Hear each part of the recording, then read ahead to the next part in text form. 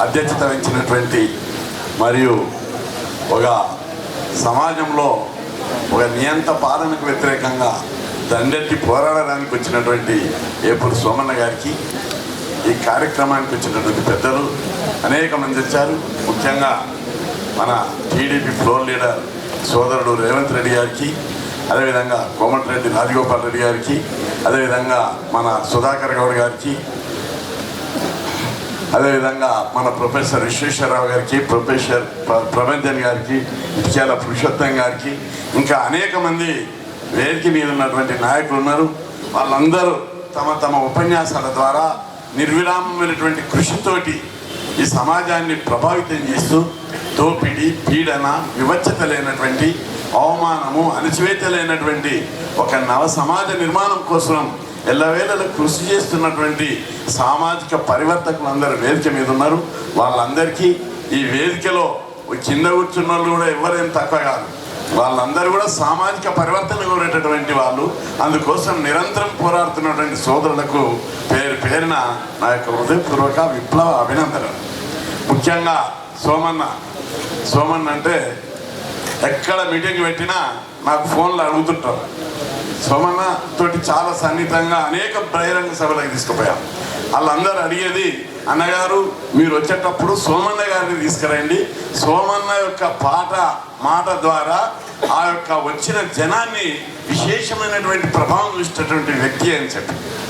అయితే సోమన్న గారు ఉద్యోగం పోయినప్పుడు బాధపడ్డానే, అయ్యో ఈ దుర్మార్గుడు, ఈ నియంత రోజుకో మాయాల పకీరోడు మాటలు చెప్పి రకరకాలుగా ప్రజలను తప్పుతో పట్టిస్తున్నాడు. మరి కళాకారులందరూ ఎంతమంది అయితే తెలంగాణ కోసం కళాకారులు పోరాడినరో వాళ్ళందరికీ ఉద్యోగాలు ఇచ్చి ఆట పాట మాటకు బంధించేసిండు. ఇక వాళ్ళందరూ అయినా సోమన్ ఒక్కడున్నా బాగుండు, ఎందుకంటే ఈయన సోషల్ జస్టిస్, సామాజిక పరివర్తన మీద రాజీ లేనటువంటి మాట పాట ఉన్నది ఆయన లోపల అని బాధపడ్డా. కానీ ఆయన అక్కడ ఉండడని కూడా నేను ఆ రోజే అనుకున్నా. ఎందుకంటే ఆయన చాలా మీటింగ్లలో మాట్లాడిన పాటలు చూసినప్పుడు ఈయన అక్కడ నెగిలేటోడు కాదు, ఉండేటోడు కాదు, ఖచ్చితంగా వచ్చేస్తాడు, బ్యాక్ వచ్చేది కేసు అని చెప్పి. నిజంగానే మనం అనుకున్నందుకు బ్యాక్ వచ్చేసాం. బ్యాక్ వచ్చేయడమే కాదు, దండెత్తి ఈ దొరపై దండెత్తి పోరాడడానికి కత్తి జలిపిస్తున్నాడు. ఈ మహామనిషి నియంత మామూలుడు కాదు. ఆయన ఏ ఎండకు ఆ గొడుగు పట్టించోడు. శత్రువును మనము చూచి స్ట్రాటజిక్గా కొట్టాలి. శత్రువును ఆవేశము, ఆలోచన, ఎత్తుగడ, ఈ 3 స్ట్రాటజీలతోటే మనం శత్రువును ఓడించగలుగుతాం. ఈయన ఏం లేని రోజే అపోజిషన్ నుండి డబ్బులు సంపాదించిండు, అపోజిషన్ నుండి పత్రిక పెట్టిండు, అపోజిషన్ నుండి ఛానల్ పెట్టిండు, అపోజిషన్ నుండి రాజభోగాలు అనుభవించిండు.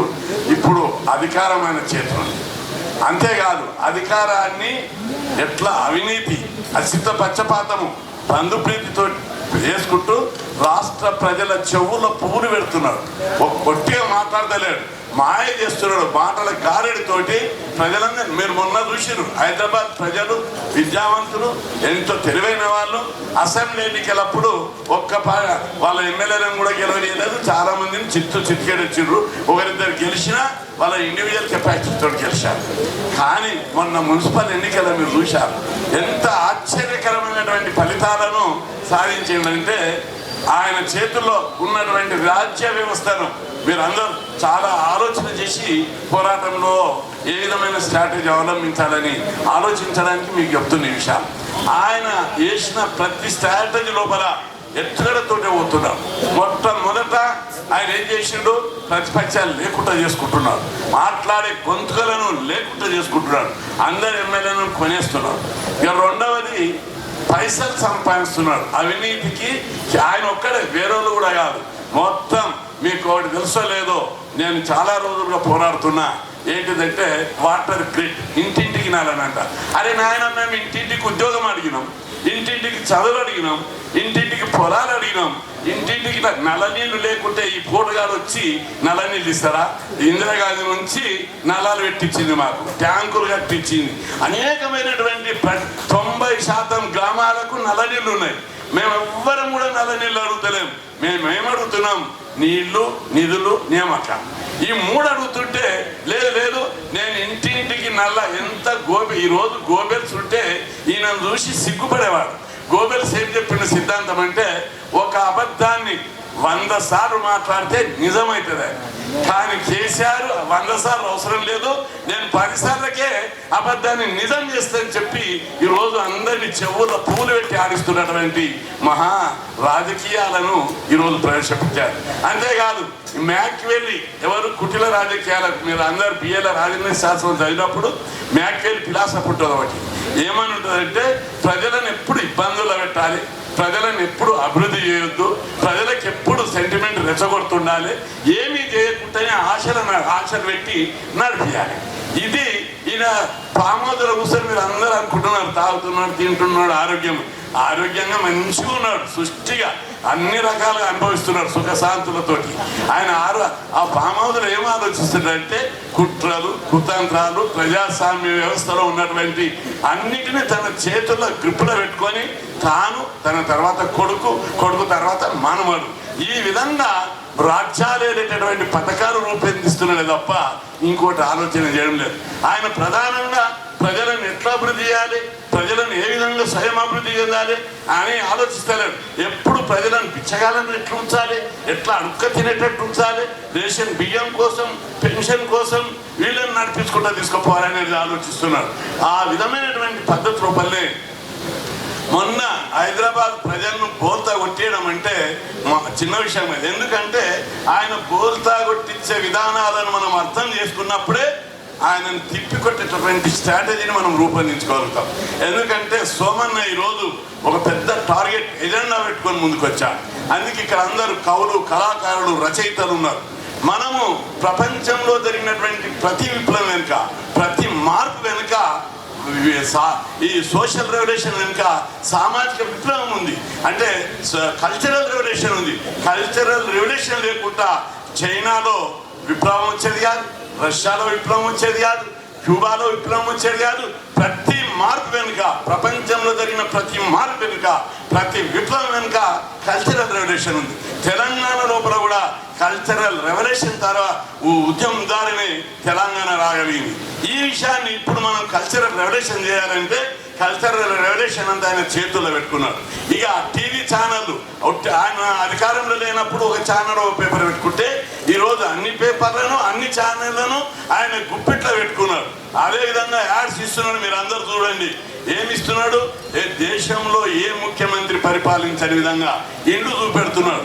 ప్రజలను నేను ఈ మధ్య స్టడీ చేసిన, మనోళ్ళతో ఏమనుకుంటున్నారు ప్రజలు, ఈయన మీద ఉద్యోగాలు ఇస్తలేడు, వాటర్ గ్రిడ్ లోపల 40,000 కోట్లకు 20,000 కోట్ల అవినీతి ఉంది, ఇరిగేషన్ పథకాల లోపల 20% అవినీతి ఉంది. ఎందుకంటే ₹1,00,000 అయ్యేది దానికి 2 లక్షల ఎస్టిమేషన్ వేస్తున్నారు. ఇంజనీర్లు వాళ్ళే, ఇంజనీర్లు కూడా చెప్తున్నారు ఈ సందర్భంగా, బిడ్డ మీరు అందరు ఎస్టిమేషన్లు వేస్తున్నారు, రేపు మీ రాజ్యం పోయిన తర్వాత, బహుజన రాజ్యం వచ్చినాక ఎంక్వైరీ చేస్తే మీరు అందరు జైళ్ళకు పోతారని చెప్పి కూడా వాళ్ళకి చెప్తున్నా.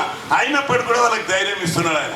అయినా ఇవన్నీ ఈ విధంగా చేతుల్లో బడ్జెట్ డబ్బు పెట్టుకుంటున్నాడు, మీడియాని చేత పెట్టుకుంటున్నాడు, అధికారాన్ని గుప్పెట్ట పెట్టుకున్నాడు. ప్రజాస్వామ్య వ్యవస్థలో ఏమున్నాయి? ప్రధానంగా అసెంబ్లీలో ఉన్నందరినీ తన వైపు తిప్పేసుకున్నాడు. అధికారులందరినీ ముఠోబయట చేసి పడేసాడు ఎగ్జిక్యూటివ్ వ్యవస్థను. ఇంకేముంది? న్యాయ వ్యవస్థను కూడా చేతుల్లోకి తెచ్చుకున్నాడు. ఈ 4వది ఏంటిది? మీడియా వ్యవస్థను కూడా ఆయన చేసిన తప్పులని ఎవ్వరు, మీరు చూడండి, ఒక్క ఎమ్మెల్యే 2 ఎమ్మెల్యే పార్టీలు గతంలో మారితే పత్రికలలో కథలు వస్తుండే, ఆయన మీద విమర్శలు వస్తున్నాయి. ఇంతమంది మారితే కూడా ఏ పత్రిక కానీ, ఏ టీవీ కానీ ఆ ఎమ్మెల్యేల మీద మాట్లాడతలేరు. ప్రజల మైండ్ సెట్నే మారుస్తున్నారు వాళ్ళందరూ. మారండి. మరి ఇప్పుడు తెలంగాణలో రాజకీయ పార్టీలు పునరేకీకరణ చెందుతున్నాయి, కొత్త రూపాన్ని సంతరించుకుంటున్నాయని వక్రీకరించి ప్రజల మైండ్ సెట్నే మారుస్తున్నారు. నేను నన్ను అనేక సందర్భాలు అడిగారు, అందరూ మారుతున్నారు నువ్వేందుకు మారవన్నా, తెలంగాణలో మారాలి కదా అన్నారు. అంటే నాకు విలువలు ఉన్నాయి, ప్రజాస్వామ్య విలువలు ఉన్నాయి, నా గురువులు అభిమానులు ఉన్నారు, ఇంటింటి అభిమానులు ఉన్నారు. ఈ ఎమ్మెల్యేకి రావడమే నేను ఎక్కువైంది. నాకు ఎమ్మెల్యే కోరుకున్నది కూడా కాదు. ఎమ్మెల్యే అంటే మంత్రి 82లోనే నేను మంత్రి అయ్యేటోని. రామారావు ఫస్ట్ నేను యూనివర్సిటీ లా కాలేజ్ ప్రెసిడెంట్ ఉన్నప్పుడు కారు ఇచ్చి పంపించాడు, ఇమేత్ నుంచి ఎమ్మెల్యే లేవాడు, తర్వాత మంత్రి చేస్తాను. అప్పుడే రిజెక్ట్ చేసిన. నా ఎస్సీ ఎస్టీ బీసీ జాతులు చదువుకోవాలి, ఉద్యోగాలు చేయాలి, ఈ జాతికి విముక్తి లభించేటట్టుగా అభివృద్ధి చెందాలి అని అనేక ఎజెండాలు పెట్టుకొని హాస్టళ్ళు, రెసిడెన్షియల్ పాఠశాలలు, ప్రైవేట్ విద్యా సంస్థల రిజర్వేషన్లు, గ్రామ సంస్థల రిజర్వేషన్లు, ఈ విధంగా అనేక పోరాటాలు చేసి విజయాలు సాధించేది ఉందని ఆ రోజే రిజెక్ట్ చేసిన. ఇప్పుడు ఈ సమస్య రాదు అని చెప్పి కరాఖండి చెప్పాను. అయితే ఎందుకు చెప్తున్న ఈ విషయం అని అంటే, వాళ్ళందరూ ప్రతిదాన్ని తప్పును కూడా ఒప్పుగా మార్చేటటువంటి ప్రక్రియకు వాళ్ళు శ్రీకారం చుట్టారు. మనము దీన్ని తిప్పికొట్టవలసినటువంటి పద్ధతిలో ఏ విధంగా మా ప్రజలు ఇప్పుడు ఎట్లా మైండ్ సెట్ చేస్తుండే, డబుల్ బెడ్రూమ్ రాలేదు కదా అంటే అప్పుడే వస్తాయా, ప్రజలతో అనిపిస్తున్నాడు అది. అప్పుడే వస్తాయా, మొన్ననే అధికారంలోకి వచ్చి మీ 3 ఏళ్ళలో అందరికి వస్తాయంటారు. ఇంకా 2 ఏళ్ళైనా ఏమంటారు తెలుసా, అప్పటిదాకా డబుల్ బెడ్రూమ్ రావు, 3 ఎకరాల భూమి రాదు, ఇంటికొక ఉద్యోగం రాదు, నీళ్లు రావు, నిధులు రావు, ఏవి రావు. అన్ని ఎమ్మెల్యేలు మంత్రులు అందరూ వంచక తిరిగి మొత్తం మనకి ఇచ్చేది చిప్పని. ఇప్పుడే పురుషోత్తం గారు చెప్పారు, బ్రహ్మాండంగా చెప్పారు. మొత్తం ఒరిగడ్డంత వరి పొలాన్ని కోసుకపోయి పరిగణించినట్టు చేసేస్తాడు మన రాష్ట్రాన్ని. ఆ విధంగా రాష్ట్రాన్ని అంతా చల్లడబడుతున్నారు. మొత్తం ఎక్కడ భూములు ఉన్నాయని భూములన్నీ అమ్ముకుంటున్నారు, ఎక్కడెక్కడ అప్పులు ఊడుతాయో మీరు చూస్తున్నారు. మన తెలంగాణ వచ్చినప్పుడు ఎంత బడ్జెట్, మిగులు బడ్జెట్ ఉంది, 16,000 కోట్ల మిగులు బడ్జెట్ ఉంది. ఆంధ్రాలో 9,000 కోట్ల లోటు బడ్జెట్ ఉంది విడిపోయిన తర్వాత. ఆ విడిపోయినప్పుడు వచ్చిన 16,000 కోట్ల బడ్జెట్ ఉండగా కూడా ఎవ్రీ ఇయర్ 15,000 కోట్ల అప్పులు చేస్తున్నాడు. మరి ఏం చేసిండు? మొదటి సంవత్సరం అయితే సంబరాలు, బతుకమ్మ ఆట, పోతుల రాజు వేషము, ఇవన్నీ వేషమని డ్యాన్స్ చేపించి పంపించాడు. 2వ సంవత్సరము కనీసం ఇంప్లిమెంట్ చేస్తాడేమో, ఇంటికొక ఉద్యోగము, ఇల్లు కట్టిస్తాడు, భూములు కొనిస్తాడు, నీళ్ళు వచ్చి ప్రాజెక్టుల నీళ్లు కాలువలు ఈ కాంగ్రెస్ లో చెప్పుకునే చేతగాలేదు. కానీ వాళ్ళ పీరియడ్లోనే చాలా కాలువలు తోవిపెట్టేసారు. మొత్తం కాలువలు తవ్విండ్రు, కట్టలు కట్టిండ్రు. ఈయన వచ్చిన తర్వాత తట్టెడు మన్ను పుట్టెడుగా మన్ను కూడా ఎక్కడ తీయలేదు. కేవలం ప్రాజెక్టులు ఇనాగ్రేషన్ చేసినట్టు, ఇళ్లకు నీళ్ళు వచ్చినట్టు. నీళ్ళు వచ్చడేమని నువ్వు వచ్చిన తర్వాత వానదే పడతలేవు. ఆ వానదేవుడు కూడా అడిగి నీ గుణాలు మంచిగా లేవని చెప్పి అసుంటి దుర్మార్గపు పాలన లోపల మనం ఉంటే, ఆయన మాత్రం మీడియా టీవీలలో యాడ్స్ ఇచ్చి, పత్రికలను భయపెట్టి, యజమాన్యాలను భయపెట్టి, మన విలేకరులు రాస్తే దాన్ని వేయకుండా చేసి ఉద్యమం. ఓ రోజు నేను ఓ పత్రికలో చర్చ జరుగుతుంది, అది 1 గంటన్నర చర్చ అని వచ్చింది నిరుద్యోగుల సమస్యల మీద. పోయి కూర్చున్నాం, ఇద్దరం కూర్చొని చర్చ జరుగుతుంటే 45 నిమిషాలకే బంద్ చేయమని ఫోన్ వచ్చేసి, బంద్ చేయమంటున్న కల్లా వాళ్ళ మేనేజ్మెంట్ సార్ ఇది బంద్ చేయమంటుందని అక్కడ ఉన్న యాంకర్ తోటి అంటున్నారు. ఎందుకంటే పైనుంచి ఫోన్ వచ్చింది, సార్ అరే మీరు 1 గంటన్నర అంటే వచ్చినాం, మేము అన్ని నిరుద్యోగ సమస్య మాట్లాడుతున్నాం, ప్రజలందరి దగ్గర కత్తుకొని టీవీలో చూస్తున్నారు, రేటింగ్ ఎక్కువన్నది, ఇప్పుడు ఎందుకు బంద్ చేయమంటే అక్కడ ఒకటి సీఎం గారు మానిటరింగ్ కమిటీ పెట్టిండు, 4గురిని పెట్టి ఏ ప్రభుత్వ వ్యతిరేకంగా ఏ చర్చ జరిగినా ఎమ్మడే బంద్ చేపిస్తున్నాడు అని. అంటే ఈ మీ మీడియాకు స్వేచ్ఛ లేదా? మీరు ఈ విధంగా ఉంటే మమ్మల్ని విరోధాన్ని చాలా కోప్పడి రావడం జరిగింది. అంటే ప్రతి అంశం మీద తన పెత్తనం కొనసాగించడానికి ప్రయత్నం చేస్తాడు. అడుగున ప్రజల ఆలోచన విధానాన్ని రాంగ్ రూట్లో తీసుకుపోవడానికి ప్రయత్నం చేస్తున్నారు. ప్రజాస్వామ్యాన్ని జనసామ్యంగా మార్చేసాడు. ఇట్లాంటి పరిస్థితిలో ప్రజల ఆలోచన విధానాన్ని మనం పసిగట్టవలసిన అవసరం ఉంది. గ్రౌండ్ రియాలిటీని తిప్పికొట్టవలసినటువంటి అవసరం ఉంది. ఏ విధంగా చేస్తే ఈయన మాయల నుంచి, ఈయన భ్రమల నుంచి బయటికి తీసుకురాగలుగుతాం అని ఒక శాస్త్రీయమైనటువంటి హేతుబద్ధమైనటువంటి ఆలోచనలో మనము దానికి కౌంటర్ స్ట్రాటజీ చేయవలసిన అవసరం ఉంది. ఎందుకంటే నేను వస్తే మాది నక్సల్స్ ఎజెండా, ఎన్కౌంటర్లు ఉన్నాయని చెప్పాడు. ఇప్పటికీ 3-4 ఎన్కౌంటర్లకు నిజమైన ఎన్కౌంటర్లు అయితే ఎవరికి అభ్యంతరం లేదు. కానీ ఎక్కడ దొంగ ఎన్కౌంటర్లు, బోగస్ ఎన్కౌంటర్లు, వీళ్ళకి దమ్ము ఎక్కడుంది? పోయి ఎన్కౌంటర్ చేసే దమ్ము నాది వీళ్ళకు. ఎన్కౌంటర్ ఇలా తుపాకీ పట్టుకొని అన్నల దగ్గర నిలబడతారు, వీళ్ళు ఉరికిపోతారు వీళ్ళందరూ. కాబట్టి ఈ విధంగా అడుగున మన ప్రజాస్వామ్యాన్ని కూని చేసి మర్డర్ చేసుకుంటా ఈ విధంగా రాష్ట్రాన్ని అధోగతి పాలు చేస్తున్నాడు. అప్పుల తెలంగాణగా మార్చాడు. ఉద్యోగాలు ఒక్కరికి మనం కొట్లాడంగా ఉద్యమాలు చేయంగా ఒక ఇంజనీరింగ్ పోస్టులు మాత్రమే భర్తీ చేసేది తప్ప మళ్ళా గ్రూప్ 2లా 469 పోస్టులకు నోటిఫికేషన్ వచ్చాడు. 6 లక్షల మంది అప్లికేషన్లు పెట్టారు. 6 లక్షల మందికి 439 పోస్టులు సరిపోవు. పోస్టులు పెంచాలి, వాయిదా 2 నెలలు అని అడిగినాం. 2 నెలలు వాయిదా కాదు, నిరవధికంగా వాయిదా ఇచ్చాడు. మొత్తానికి మీరు బిడ్డ వాయిదా అడుగుతారు. పోలీసులు క్యాంపస్లు తమ్ముళ్ళు ఏం చేసారు, వాయిదా వేయాలని పోస్టులు పెంచాలని ధర్నా చేస్తుంటే పోలీసులు ఏమన్నారు, వాళ్ళని తరిమి పోలీసులను కొట్టిన ఆ ఫోటో చూసిండట. అప్పుడు తెలంగాణ ఉద్యమంలో కొడతారు అనుకుంటే ఇప్పుడు నా గవర్నమెంట్ కూడా కొడుతున్నారు ఈ యూనివర్సిటీ పొరగాళ్ళు. అందుకే వాయిదా అంటే పర్మనెంట్ వాయిదా వేసాడు. పర్మనెంట్ వాయిదా మా కాదు బిడ్డ, నీకు పర్మనెంట్ డిసిషన్ ఇస్తామని చెప్పి ఈ సందర్భంగా ఇంటింటికి ఒక్క ఉద్యోగం అన్నావు, ఇంటింటికి ఉద్యోగం అన్నావు. నీ ఇంట్లో 4 ఉద్యోగాలు ఇచ్చినావు, మా ఇంట్లో ఒక్క ఉద్యోగం ఇవ్వా. ఈ రోజు నేను మొన్న ఒకసారి కరీంనగర్ మీటింగ్కి వెళ్తున్నా. మీటింగ్కి వెళ్తుంటే ఓ చోట ప్రజలందరూ ఆగి అన్నగారికి వెళ్తామని ఇలబడుతుంటే అక్కడనే పొలాలల్లా ఒక లేడీ కలుస్తుంది.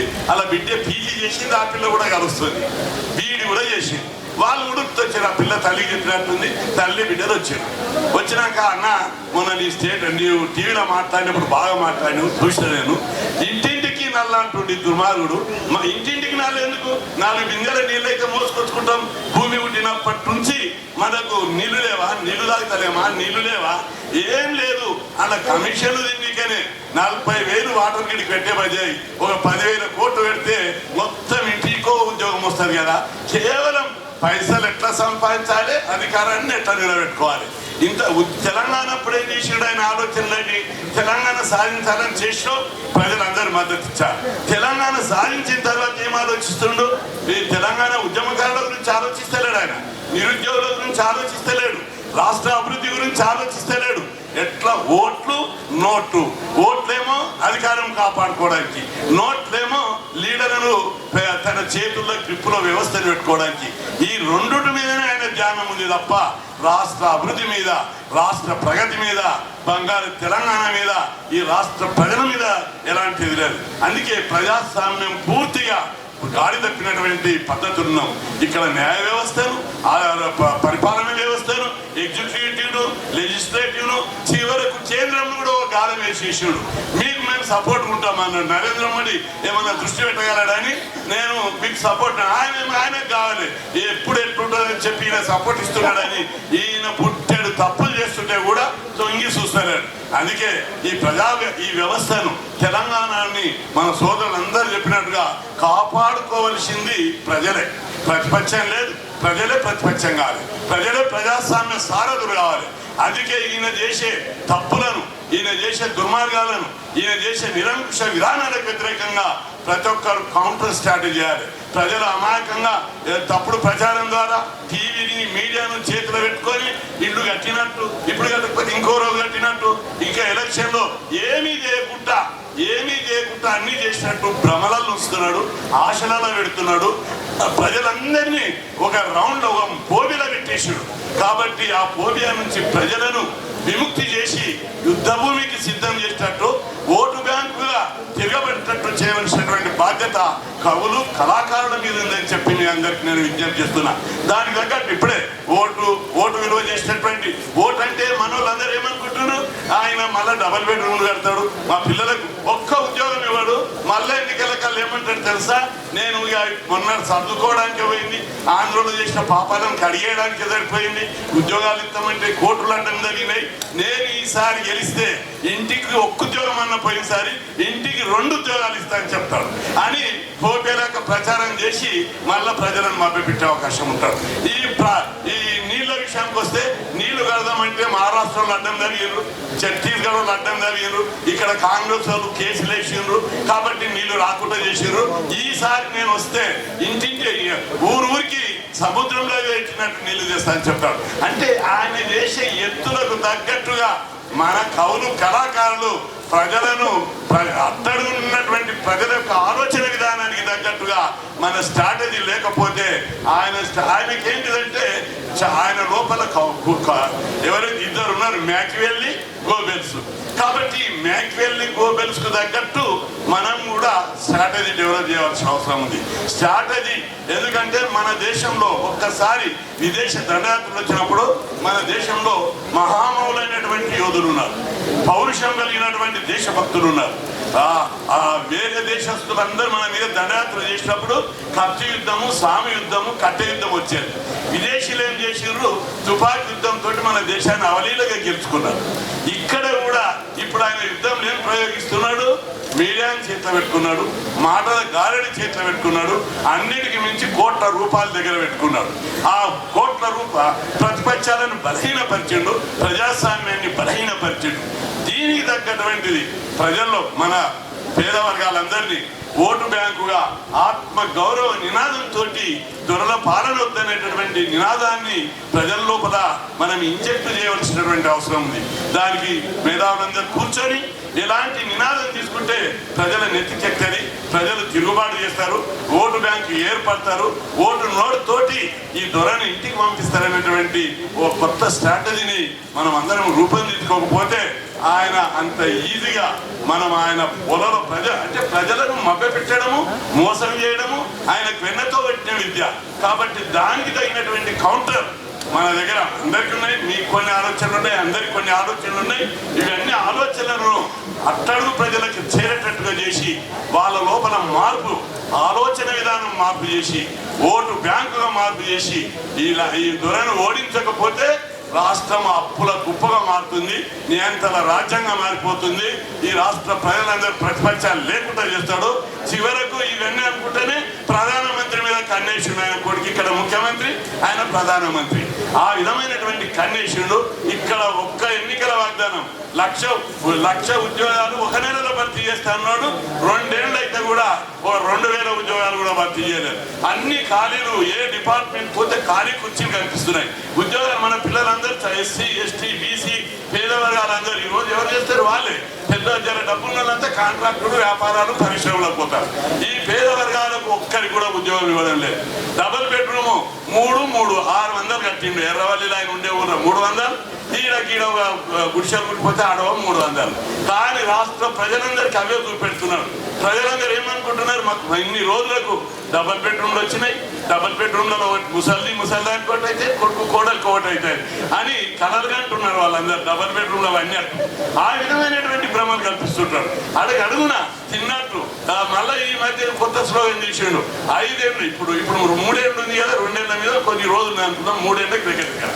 మళ్ళీ 5 ఏళ్ళ ఏం చేస్తాడంట? ప్రతి ఒక్కరిని కోటీశ్వరులను చేస్తాడంట. ఈయననేమో 100,000 కోట్ల కోతాడు. ప్రజలందరి దగ్గర గుంజుకోకుంటే చాలు పన్నుల రూపంగా. మీరు మొన్న చూశారు, ఎన్నికల ముందు ఏం చేసిండు? మున్సిపల్ ట్యాక్సులు బంధు, మాఫీ, కరెంటు బిల్లులు మాఫీ, ట్యాక్సులు మాఫీ అవి అన్నాడు. ఎన్నికలైనా తెల్లారు ఏం పెట్టిండు? పన్నులు వేస్తున్నా, అవి వేస్తున్నా, కరెంటు బిల్లులు వేస్తున్నా, మున్సిపల్ ట్యాక్సులు వేస్తున్నా. ఏరు దాటేదాకా ఒక మాట, ఏరు దాటినాక ఇంకొక మాట. అందుకే ఎన్నికల ముందు ఈయన చేసే ఎత్తుగడలు, కుట్రలు, కుతంత్రాలను పసిగట్టి దానికి తగ్గ కౌంటర్ స్ట్రాటజీని పక్కన బందీగా రూపొందించాలి. ప్రధానంగా ఈరోజు ఇరిగేషన్ ప్రాజెక్టులో 50 వాటర్ గ్రిడ్ మిషన్ భగీరథ, అందులోపల దానికి ఎంత కేటాయిస్తారంటే 40,000 కోట్లు. 1 కాదు, 2 కాదు. అరే ప్రతి ఊళ్ళో బోర్ కొట్టి ట్యాంకర్ కట్టి ఉన్నాయి. నువ్వు వాళ్ళ ఏదైనా లేకపోతే అదే ఊళ్ళో ఉన్న ట్యాంక్ తోటి ఇంటింటికి నీకు అవసరం ఉంది. ఎక్కడో 600 కిలోమీటర్ల నుంచి పైప్ లైన్ చేసుకొచ్చి నీళ్ళు ఇవ్వడంలో ఉన్న నీతి ఏంటిది, అందులో ఉన్న సీక్రెట్ ఏంటిదని నేను అడుగుతున్నా. 600 కిలోమీటర్ల నుంచి పైప్ లైన్ తీసుకురావాలన్నా? అవసరమా?